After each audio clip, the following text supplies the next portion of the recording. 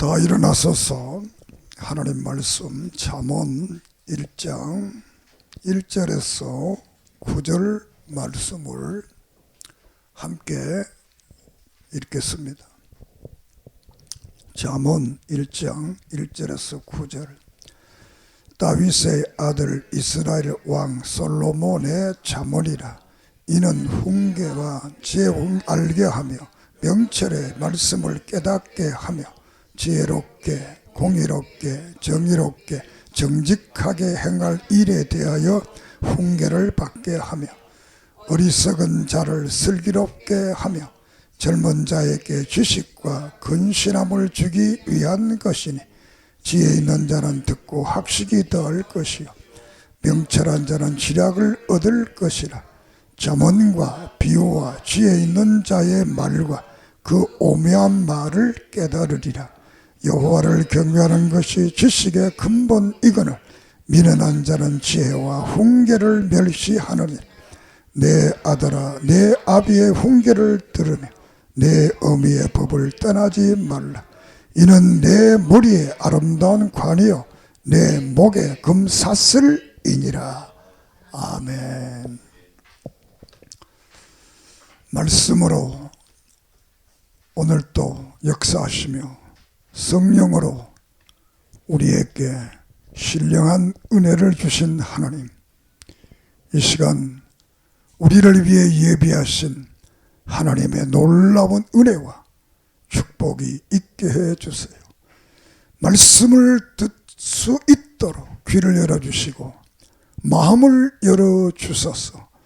말씀을 듣고 회개하며 변화되며 예수 그리스도의 보혈의 피로 깨끗함을 받는 은혜 역사 있게 해 주시옵소서.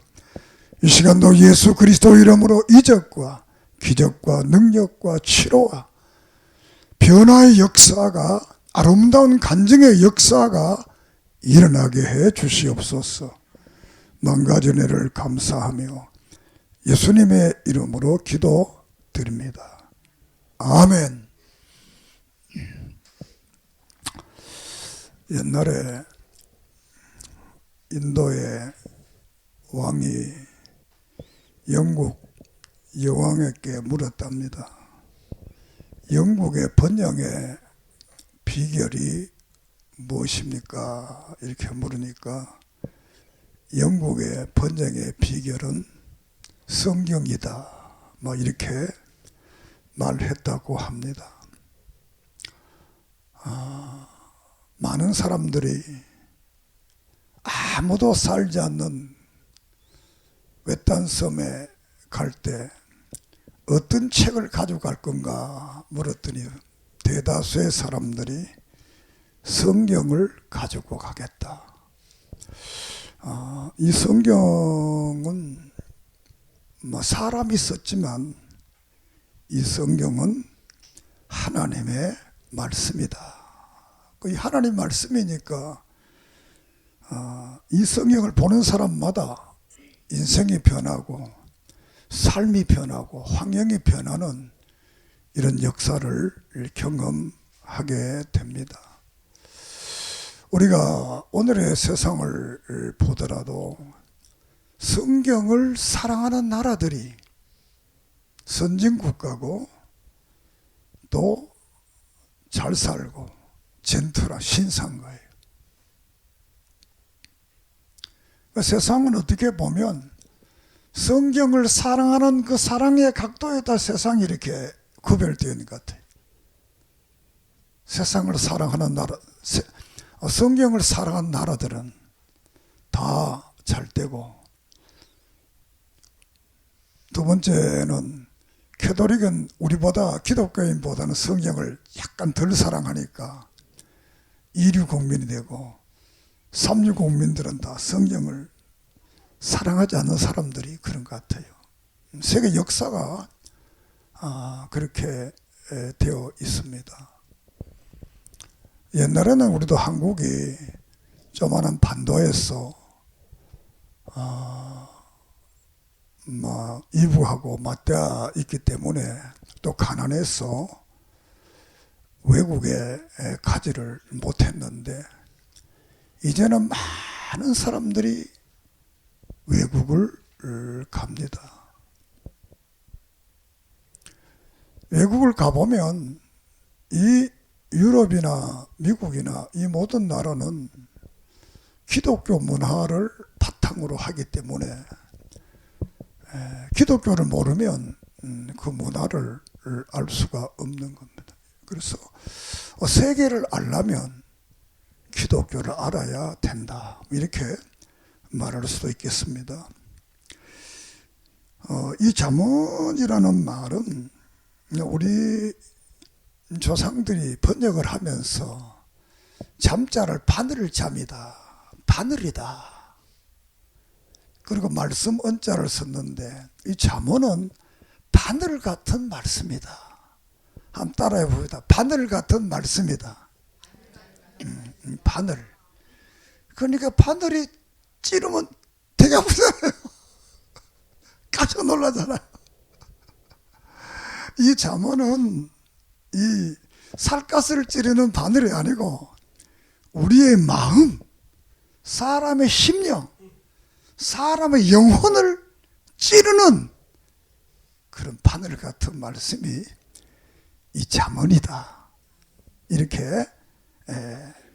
해서 이제 번역할 때 이 말은 잠언이다, 이렇게 번역을 한 겁니다. 이 잠언을 누가 지었나 그러면 솔로몬이라는 왕이 이 잠언을 기록을 하게 됩니다. 왜 이 잠언을 기록했느냐? 많은 이유가 있지만 아들 여로보암이 똑바르게 자라지 않는 거예요. 늘 나쁜 애들하고 못된 사람들하고 어울리기를 좋아해요. 성경에 비루라 이렇게 표현했는데, 그래서 이 아들에 대한 교육용으로 쓴 것이 잠언이다. 그래서 이 잠언은 네 분류로 나누면 1장에서 9장까지는 아들에게, 부모가 아들에게 주는 말이에요. 그 다음에 10장에서 24장에서는 아들에게 주는데 지혜로운 사람과 어리석은 사람이 이 땅에 있다. 그러니까 두 종류의 사람, 지혜로운 사람과 어리석은 사람이 있다. 그 세 번째 말씀은 지혜로운 사람과 어리석은 사람은 어떻게 사는가? 삶의 차이가 뭐냐? 어리석은 사람들의 삶하고 지혜로운 사람의 삶의 차이가 뭐냐? 마지막 네 번째로는 다시 30장에서 31장까지 아들에게, 이렇게 아들에게로 이제 말씀이 이제 마무리 됩니다. 그러니까 이렇게 말하니까 우리 어른들은 아이니까 하나님에게는 하나님 우리 아버지라고 그랬으니까 우리 모두가 하나님의 자녀. 그러니까 성경에는 남자 여자를 구별하지 않고 남자도 자녀, 여자도 자녀. 알겠습니까? 하나님의 자녀다. 이 하나님의 자녀들에게 이 잠언이라는 성경을 줘서 바른 그 길을 걸어가도록 했던 겁니다.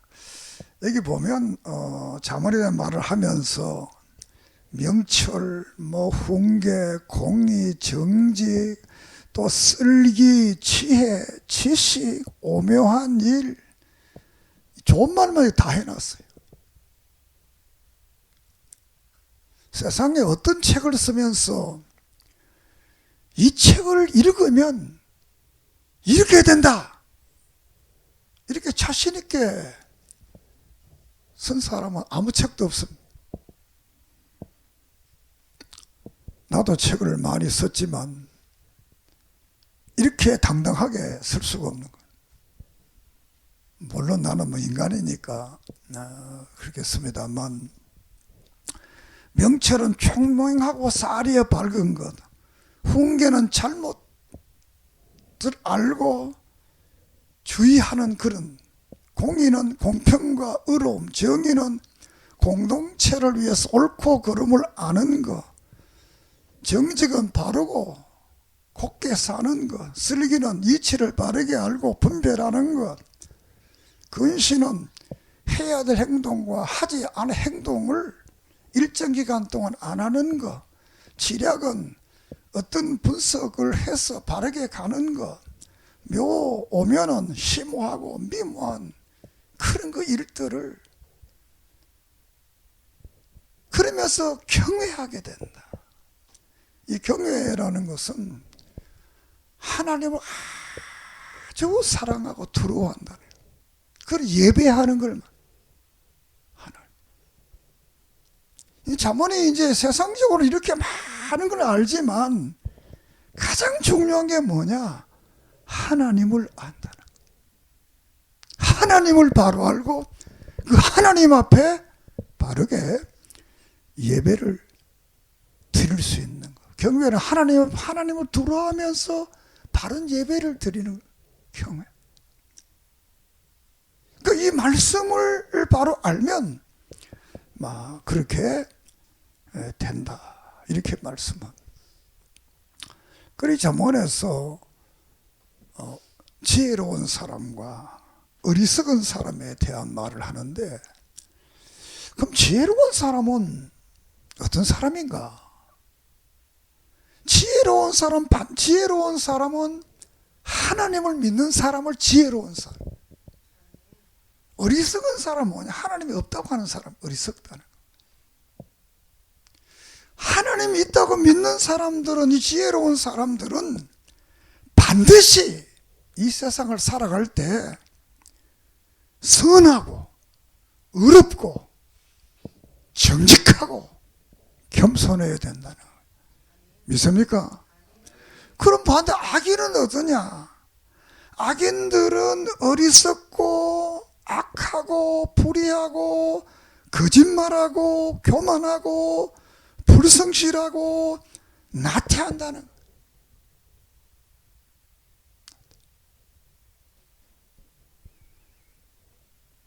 이 말을 잠언 25장에서는 지혜로운 사람의 표현 방법을 타작마당에 따라합시다. 생수와 같다. 여름 타작마당에, 우리 장로님 타작해 봤어요? 장로님 보리 타작해 봤어요? 안 해봤어요? 도시 사람들. 나는 어렸을 때 타작해 봤어요. 보리가 5월달이 보리가 거두잖아요. 그럼 6월이면 되게 덥습니다. 그때 물 한 사발이 마신다는 게 정말 이거는 성경의 그 표현을 사슴이 물을 갈급하듯이, 우리가 이 시원한 생수와 같은 사람. 그런데 반대로 어리석고 악한 사람은 26장 뭐라고 말했느냐 하면, 술이 잔뜩 취해서 가시나무를 들고 있다는 거야.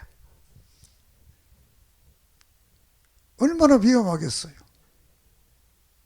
가시나무를 들고 있는 사람, 그것도 정신이 또락또락하면 모르는데 술이 취해가지고 가시나무를 들고 있는 사람.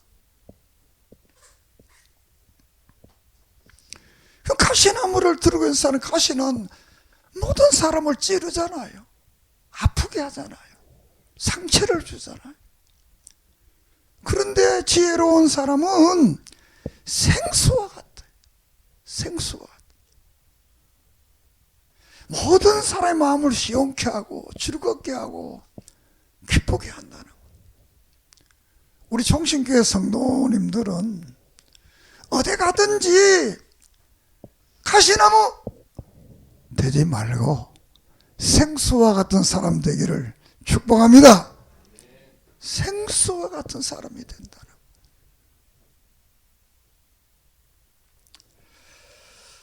거예요. 이 잠언을 읽으면 이렇게 사람이 멋져지는데,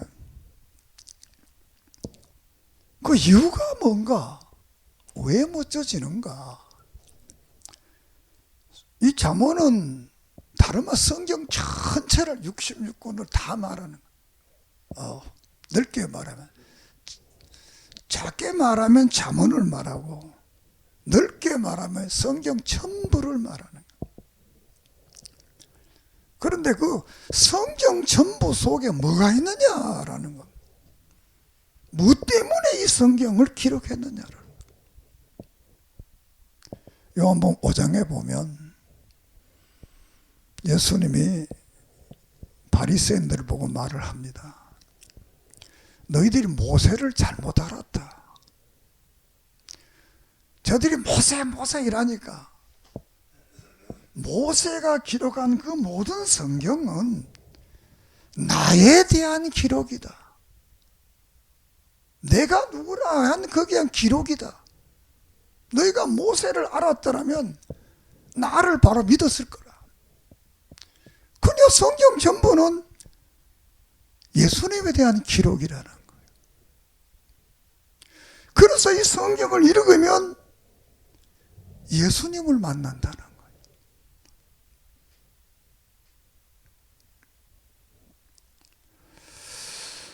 우리 동네 옆에도 이제 도서관이 생겨서 사람들이 책을 많이 빌려다 보겠지요. 책을 빌려보는데 가장 중요한 것은 많은 것도 있지만 그 책에 많은 사람이 등장하지만 가장 중요한 사람이 누굽니까? 영화도 많은 사람이 등장, 그 중에 가장 중요한 사람이 누굽니까? 주연입니다. 주인공이. 책이 이만해도 그 주인공 한 사람, 그 사람 이야기하는. 영화를 몇 시간씩 해도 결국은 주인공 그 사람에 대한 얘기.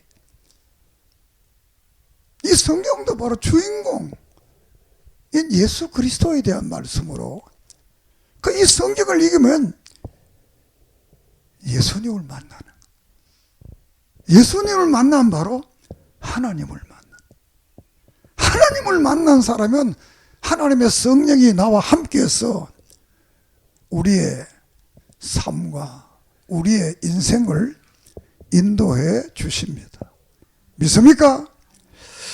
특별히 이제 잠언에서는 예수님이라는 말이 안 나옵니다. 물론 야훼, 여호와란 말이 예수라는 말입니다.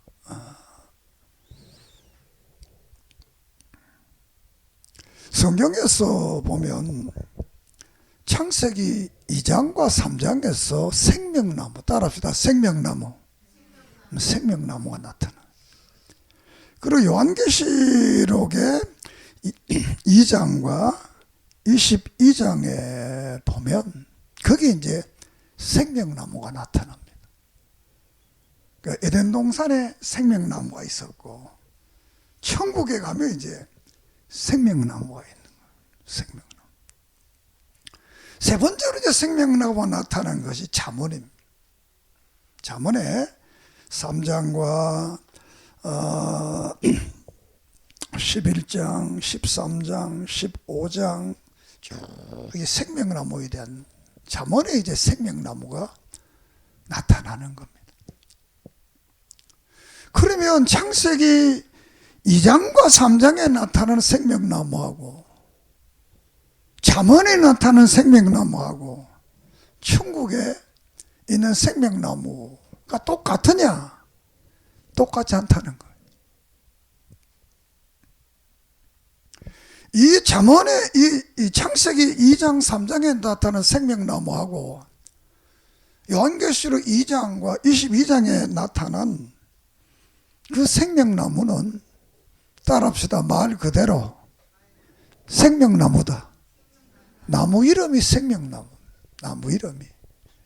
나무가 뭐 생명을 주는 게 아니고 나무 이름이 생명나무. 인호로서 표시로서 생명나무. 나무입니다. 그냥 나무.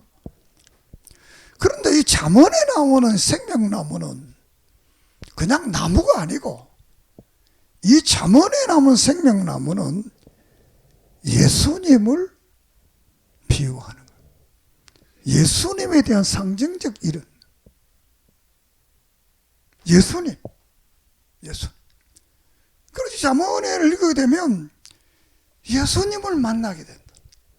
잠언의 가장 큰 가치가 3장에서 막 예수님을 만나는 거예요. 왜 예수님을 만나야 되느냐? 로마서 3장에 모든 사람이 죄를 범해서 하나님의 영광에 이르지 못한다. 구원을 받지 못.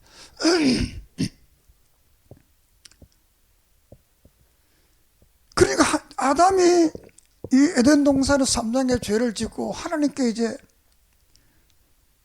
쫓겨나와서 에덴 동산 바깥으로 이제 쫓겨나게 됩니다. 그러면서 하나님과의 관계에서 단절이 되게 됩니다. 이 잠언이 우리에게 이 생명나무를 주시는 말씀은 우리 최초의 사람들이 삶이 우리 사람들이 하나님과 우리 관계에서 이 아름다운 사귐, 아름다운 교제가 있었다는 거예요. 그 창세기를 보면 하나님과 아담이 대화를 나누잖아요. 축복을 하잖아요. 또 아담과 하와가 대화를 나누잖아요. 그 죄를 짓게 되니까 두려워서 도망을 가잖아요. 그 대화가 끊어지잖아요. 그 후에. 그래서 잠언을 통해서 너희는 이 잠언을 읽고 생명나무 예수님을 만나서 하나님과의 관계, 이 관계를 바르게 하면 이 땅에 살아갈 때 행복하다. 믿습니까? 그러니까 이 예수님이 없이는 하나님과의 관계를 할 수가 없는 거예요. 그래서 우리가 예수님을 디모데전서 2장 5절에 중보자라. 하나님과 우리 사이에 있는 중보자라. 그 예수를 만나면 하나님과의 바른 대화가 이루어져서 그 하나님께로부터 은혜와 축복을 우리가 바로 받게 되는 거예요. 교회에 속성이라는 말을 쓰는 교회에 중요한 게 뭐냐? 코이노니아. 이렇게 코이노니아가 뭐냐? 교제라는 교제. 교회의 기능 중에 귀한 기능이 교제. 하나님과 교제하고 사람과 교제하고, 이게 이제 교회의 기능 중에 아주 멋진 기능이에요.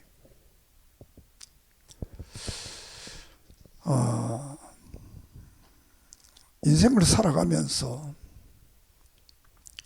교제할 수 있는, 자신의 마음을 다 내어놓고 이야기할 수 있는 그런 그 친구가 있다면 참 얼마나 좋을까.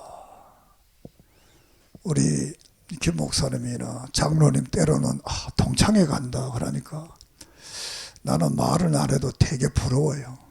왜? 나는 초등학교 동창회 가본 적이 한 번도 없거든요. 얘들이 꼭 토요일날 아니면 주일날 모이니까 그 목사 오지 말라는 거지. 여기서 그까지 어떻게 갔다 옵니까? 참 초등학교 동창회를 모이는구나. 그게 되게 부러워요. 왜? 나는 한 번도 못 가봤으니까.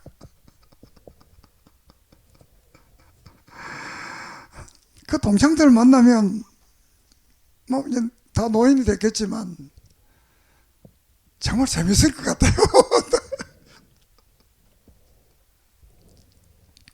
그렇다고 해서 걔들한테 할 말 다 합니까?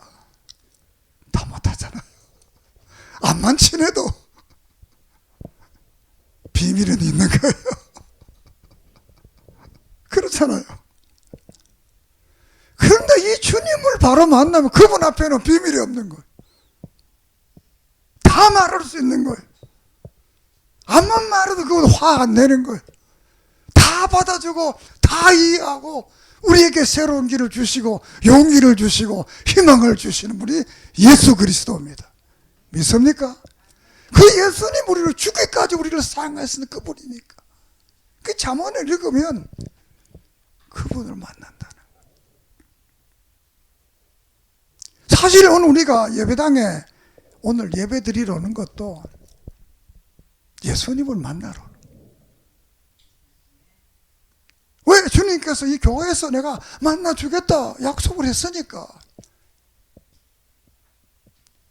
이 교회는 예수님을 만나는 약속의 표의 장소예요. 여기 오면 여러분 신령한 면에서 예수님을 만나는 거예요. 여러분이 신령 안 하면 못 만나고 신령한 사람은 만나는 거예요.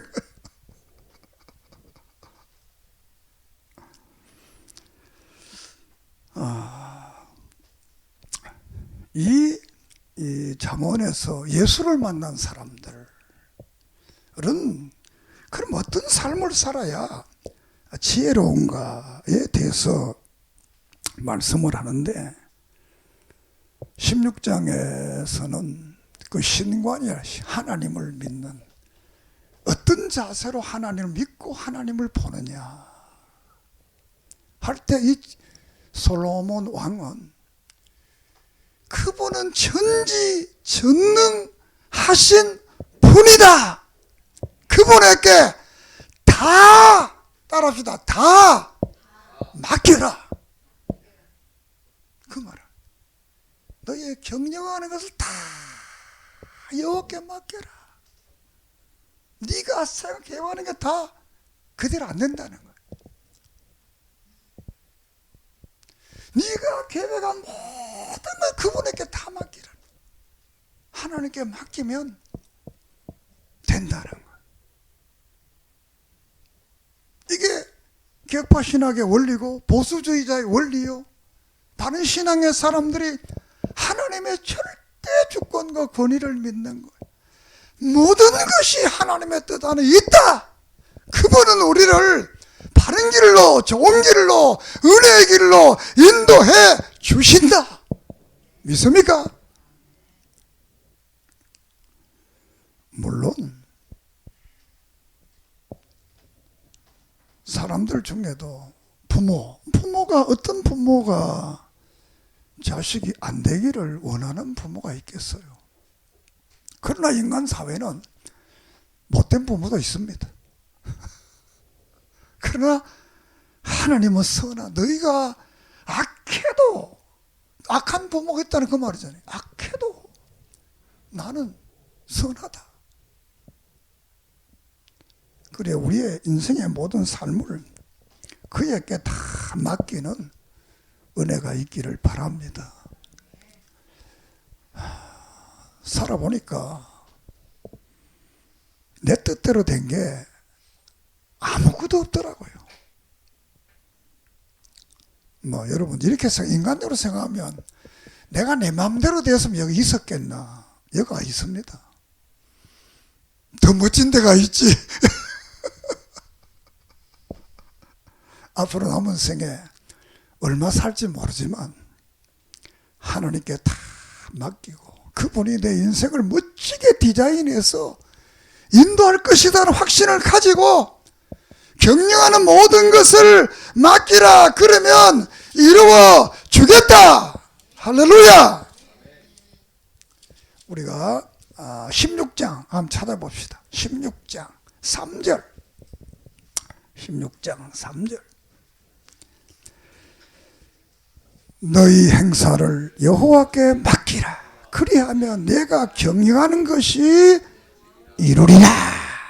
앞에서 보면 1절 마음의 경영은 사람에게 있어도 말의 응답은 여호와께로부터 나오니 사람의 행위가 자기 보기에는 모두 깨끗하여도 여호와는 심령을 감찰하시느니라. 자, 9절에 사람이 마음으로 자기 길을 계획할지라도 그 길 걸음을 인도하시는 이는 여호와시니라.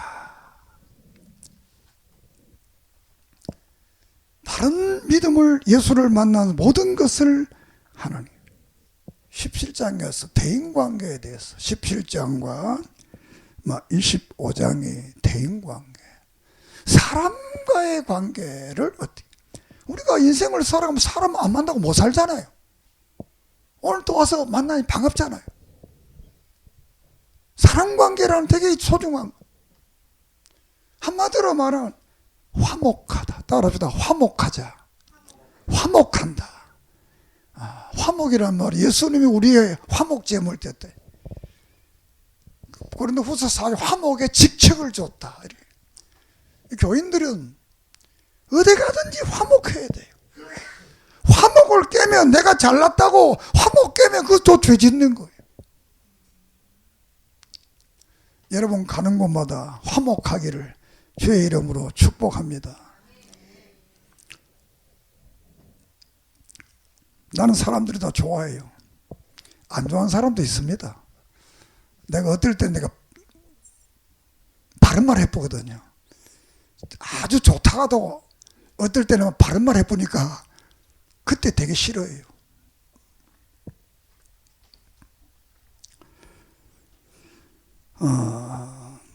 그러나 화목을 깨면 안 됩니다. 화목을.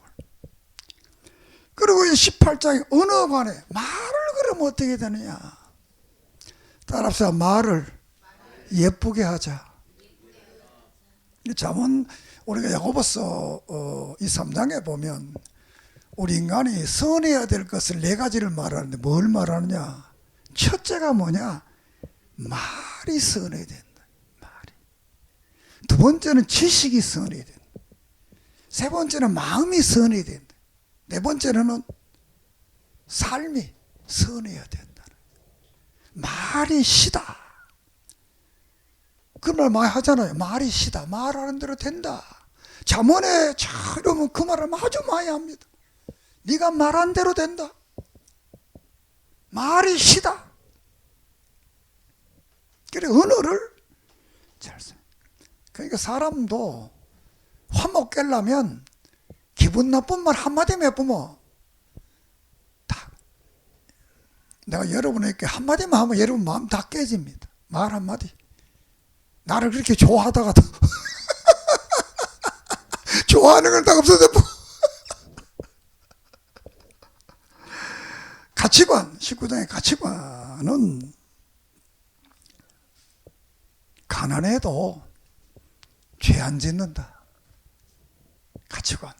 10장에도 가치관, 20장에도 말합니다.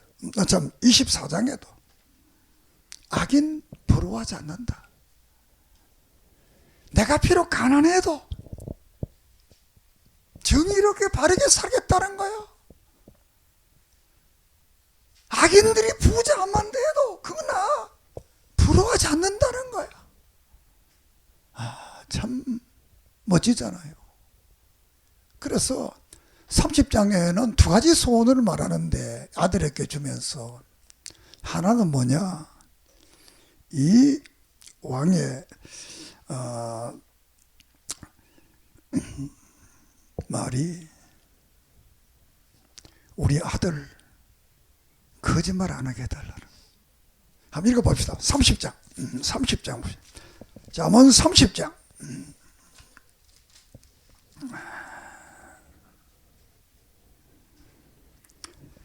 7절을 보면 7절을 보면 7절 8절을 봅시다. 시작. 내가 2가지를 주께 구하오니 내가 죽기 전에 내게 거절하지 마옵소서. 곧 헛된 것과 거짓말을 내게서 멀리 하옵시며 나를 가난하게도 마옵시고 부하게도 마옵시고 필요한 양식으로 나를 먹이시옵소서. 혹 내가 배불러서 하나님을 모른다 여호와가 누구냐 할까 하오며 혹 내가 가난하여 도둑질하고 내 하나님의 이름을 욕되게 할까 두려워하나이다. 근데 거짓말 안 하게 해달라.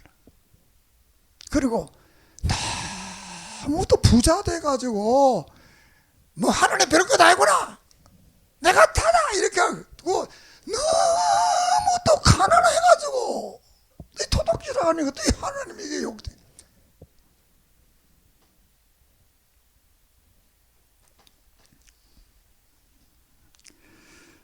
우리가 인생이 살아가는데 가치관이 대단히 소중한.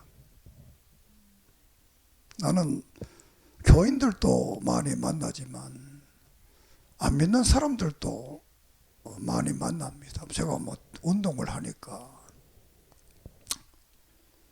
우리 교인들은 다 멋진데 안 믿는 사람 못 앉을 때가 많아. 그래서 내가 그래요. 야, 상황을 바꿔놓고 봐라. 그러면 다 도망가 버려요. 왜? 맨날 그 못된 짓을 얘기하잖아요. 상황을 바꿔봐라. 네가 그렇다고 생각해봐라. 그런 말 할 수 있겠냐. 가치관이 중요합니다. 그래서 이 가치관 속에서 우리가 27장에서는 생활을 자랑하지 않는다는 거예요. 겸손하게. 자기를 너무 자랑해요. 그리고 28장에 가서는 물질에 대해서는 다른 사람을 나누어 주기를 좋아한다는 거예요. 그 29장에 가서는 종교생활에 다시 말하면서 아주 묵시 이 성경을 좋아하고 거룩한 삶을 좋아한다는 거예요. 그리고 이 31장에 다시 한 말이 뭐냐, 다 모든 말을 다 하고 그게 참 재미난 말이 하나 있어요. 우리가 30장 15절 한번 읽어보세요. 30장 15절 30장 15절 시작. 거머리에게는 두 딸이 있어 다오 하느니라. 족한 줄을 알지 못하여 족하다 하지 아니하는 것 서너시 있나니. 거머리가 맨날 타고 만나는 거머리. 뭐 젊은 세대는 모르겠지만 뭐 나이 많은 세대는 알겠습니다만 거머리가 되게 징그러워요. 죽지는 않았지만 되게 무서워요. 우리 시골에 그 뒤에 그 물이 안 마르는 그 논에 가면 거머리가 얼마나 많은지. 이 거머리는 시큰 바람 보고 떨어지면 죽는 거예요. 출 줄을 모르는 거예요. 뭐 세상 떠났지만 조영희 목사님이 한국 교인을, 어떤 교인이냐, 한국 교인은 파리 교인이다. 사람들이 파리 교인이다. 파리는 앉는 곳마다 앞발 뒷발 빗는. 좀 되게 유심하게 관찰을 했구나. 파리 다리가 몇 개입니까? 6개인가 봐. 딱 앉으면 딱 비고 또 뒷발이 앉은 뒷다리 비고 빈다는 거예요. 그러니까 한국 교인은 앉으면 다 하나님과 달라고 한다는 거예요. 물론 우리가 부족하니까 달라고 그래야 되겠지만 우리는 너무 달라고 하지 말고 나누며 베풀며 살아가는 그런 그 물질관을 가지기를 주의 이름으로 축복합니다. 끝으로 한 분을 소개하고 마치려고 하는데, 록펠러라는 사람이 그 당시에도 최고 부자였고 지금도 돈으로 환산하면, 그때 돈으로 환산하면 지금도 최고 부자라라. 이분의 일은 교회를 몇천 개 세웠다, 학교를 몇백 개를 세웠다, 일일이 이건 다 말할 수 없는. 그 가문에서 부통령도 나오고, 대통령은 안 나왔습니다만 미국의 부통령도 나오고. 이분은 부잣집 아들이 아닙니다. 우리말로 말하면 흙수저입니다. 흙수저. 금수저가 아니고 흙수저인데 자수성가한 분이에요. 이분의 어머니가, 이 록펠러가 늘 하는 말이 하나님을 친아버지 이상으로 섬겨라.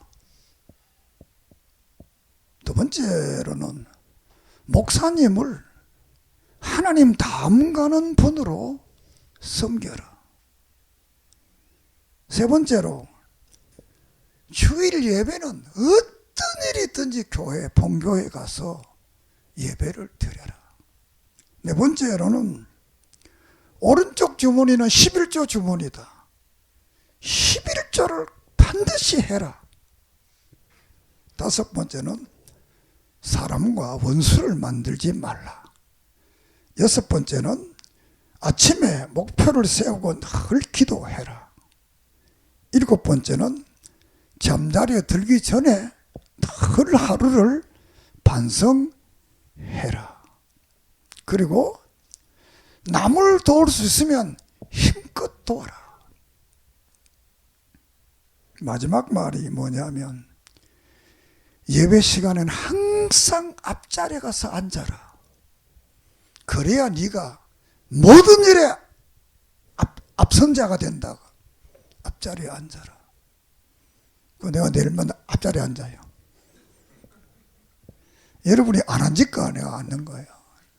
옛날에 부흥회하는 목사님이 그랬어요. 앞자리는 금자리다. 여러분 금자리에 앉고 싶으면 앞에 앉아요. 앞자리가 우리 믿음의 성인들이 하는 말이 앞자리가 금자리 따릅시다. 앞자리가 금자리다. 잠언은 우리의 심령을 찌르는 말씀.